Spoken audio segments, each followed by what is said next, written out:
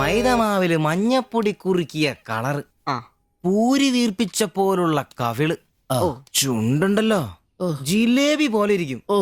ഈ അരക്കെട്ടിനെന്നാ പൂവമ്പഴത്തിന്റെ പോലെ ഇരിക്കും. ഒരു അയൽവക്കാന്നേ ഇത്രയൊക്കെ പോരണ്ടേ ശുഭേട്ടാ? അത് പോരെന്നാ. ഒരു അന്യ സംസ്ഥാന കുടുംബത്തിനെ നിങ്ങൾ അയൽവാസിയായിട്ട് കിട്ടിയെന്ന് ഞാൻ അറിഞ്ഞു.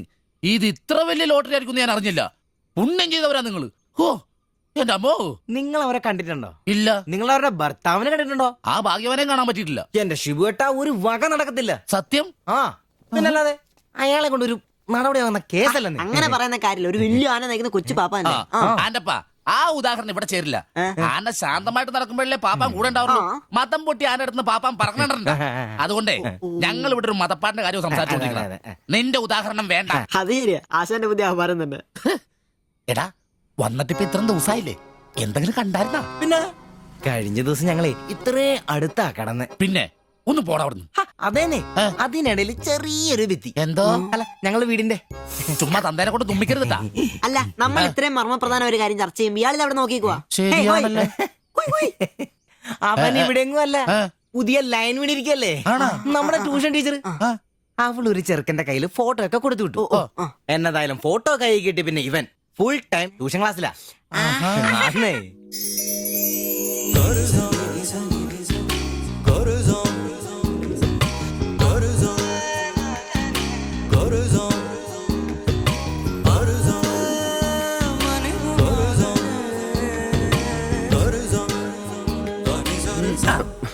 എന്താ ട്യൂഷൻ ക്ലാസ്സിൽ നീ എന്താ ബയോളജി പഠിക്കേ? ഞാനിങ്ങനെ ഓരോന്ന് ഓർത്ത് ഓർക്കണം. അവളെ പറ്റിയല്ല, അവളുടെ ബാപ്പാനെ പറ്റി. അയാൾ ഒന്ന് പറഞ്ഞ് രണ്ടാമത്തെ കത്തിയെടുക്കേണ്ട ടീമാന്ന് ഞാൻ അറിഞ്ഞത്. വെറുതെ അയാളുടെ കൈക്ക് പണി ഉണ്ടാക്കല്ലേട്ടാ. ഇവന്റെ ട്യൂഷൻ ടീച്ചർ അതിനുമ്പ് ആളെത്തിയല്ല. എടാ സിബിച്ച ദേടാ, അവള് പറ്റടാ.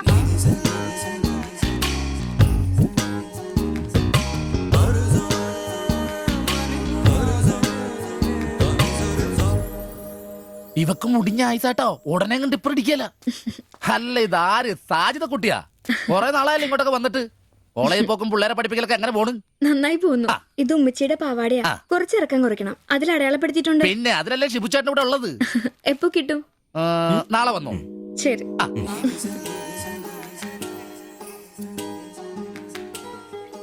എന്നാടാ ചേട്ടാ, ഞാനിപ്പോ വരാട്ടോ. നീ എവിടെ പോണ്? ഇപ്പൊ വരാൻ മനസ്സിലായി, എനിക്കും മനസ്സിലായി.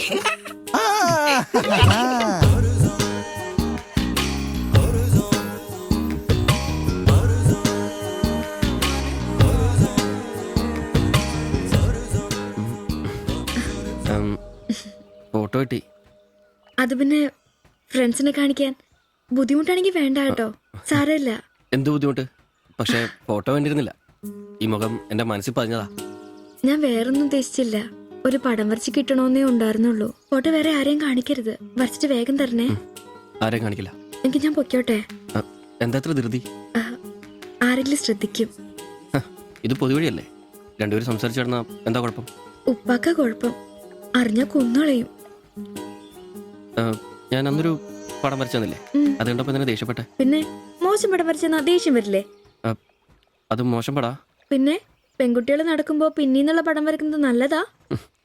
ഞാനെപ്പോഴും കണ്ടിരുന്നത് പിന്നീന്നാ, അതുകൊണ്ടാ അങ്ങനെ ഒരു പടം വരച്ചത്. സോറി. സാരമില്ല. ആ പടം എനിക്കിഷ്ടപ്പെട്ടില്ലെങ്കിലും എന്റെ കൂട്ടുകാരികൾക്കൊക്കെ ഇഷ്ടപ്പെട്ടു. ഞാൻ അങ്ങനെ നടക്കുന്നെന്ന് അവരൊക്കെ പറയുന്നേ. എന്നാ ഞാൻ പോട്ടെ.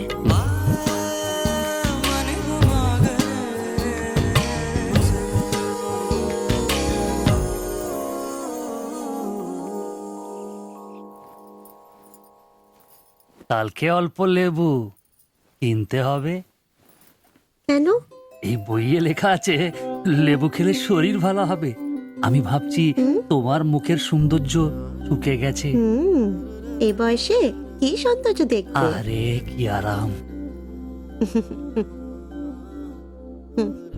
এদিক ওইদিক একটু একটু চুল পেকে গেছে।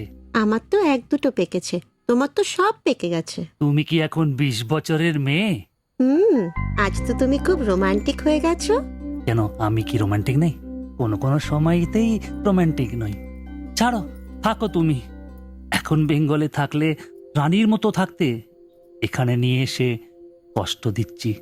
অত চিন্তা করো না তো,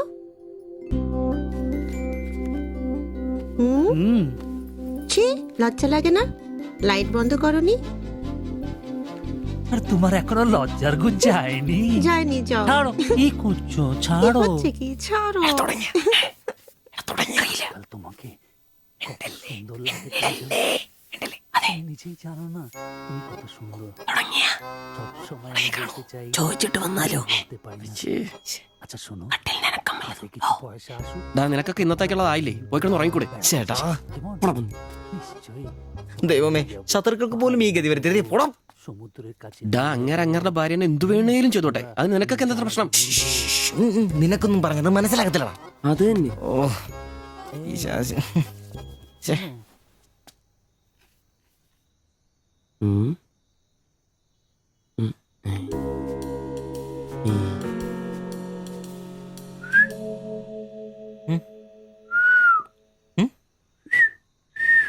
ഉം. ആ.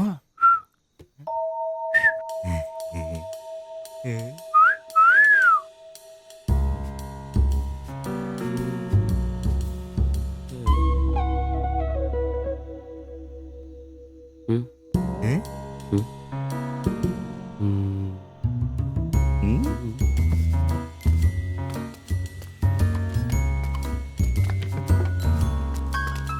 ഉം.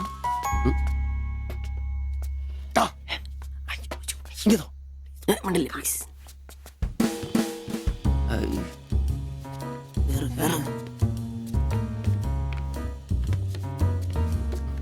ഉം. അയ്യേ.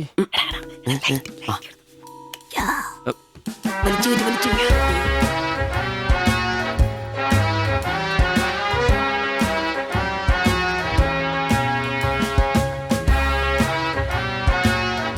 লাইট বন্ধ করো। ഓഫ് ചെയ്തു.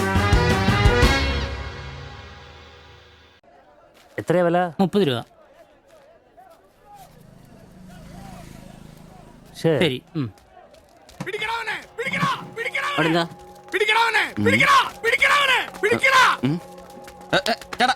ചേട്ടാ എന്താ പ്രശ്നം? നമ്മുടെ മുസ്തഫാക്കയുടെ ഡ്യൂട്ടി പേക്കടേന്നേ 3-4 അന്യ സംസ്ഥാനക്കാരിയായിരുന്നു മൊബൈൽ അടിച്ചു മാറ്റി. ഇക്ക് കൈയോടെ പൊക്കി, പക്ഷെ അവന്മാരോടി ഇക്കേം പിള്ളേരും പറയാനുണ്ട് കിട്ടിയ അവന്മാർക്കൊന്ന് കോളാ.